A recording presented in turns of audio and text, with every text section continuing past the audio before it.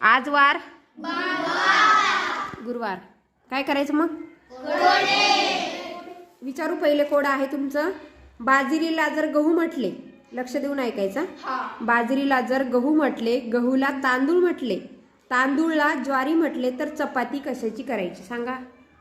गहू. सांगा लवकर. मैद्याची. मैद्याचा काय संबंध? ज्वारी. तांदूळ. तांदूळ. हां, व्हेरी गुड, बरोबर आहे. आता दुसरा. एका मोठ्या नदीपलीकडे एक पिठाची गिरणी आहे. चक्की, पिठाची गिरणी म्हणजे चक्की. ओके. राधाला 50 किलो काय करायचे? पीठ दळून आणायचे. ओके. पण नदीपलीकडे जाण्यासाठी पूल नाही. कळलं का? तर मग ती पीठ कसं दळून आणेल सांगा? कोण सांगते? नावामध्ये नाव. दुकानातून. सांगा. पूल नाहीये नदीला. कौन सांगते? दिमाग की बत्ती जलाओ. जिसके पास दिमाग है उसकी बत्ती जल जाएगी.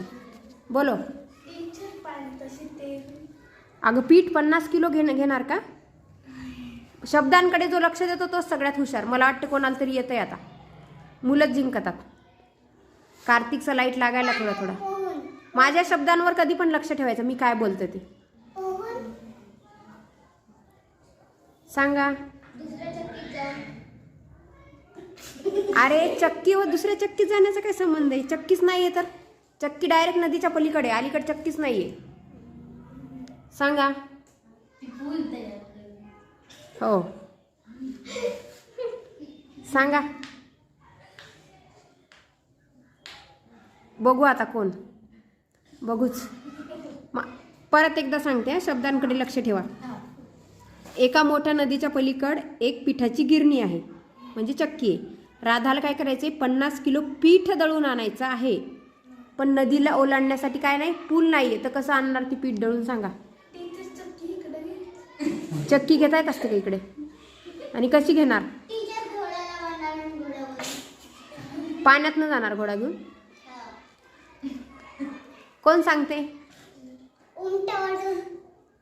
हां सांगा. तुमचं माझ्या शब्दांकडे लक्षच नाहीये, त्याच्यामुळेच होत आहे असं. सांगा पटकन. काय असते? थांब गतीचं ऐकू दे मला. काय? हा मग हेच उत्तर आहे ना त्याचं. कारण की पीठ थोडी ना दळून आणतात. हा मग तिचं बरोबर आहे ना. मग रवा